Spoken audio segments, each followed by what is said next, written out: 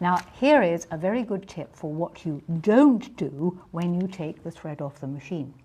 Most people would take the reel of thread off, pull it off, yank it off, wind it up, throw it in the thread basket, intending at some point in time to put it through its little thread catch, etc., etc. You should not just rip the reel off. Oh no.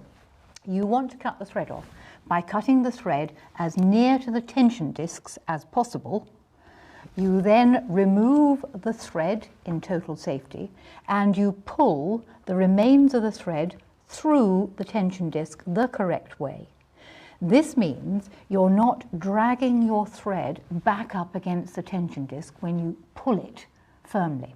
So you want to pull the thread through the needle. Now, I know this seems like an awful waste, but believe you me, on today's really modern computerized machines, that tension disc is fairly fragile. And if you yank your thread off, you might do some damage. So cut it near the tension discs to save as much as possible, remove the reel and pull the remaining thread through the front.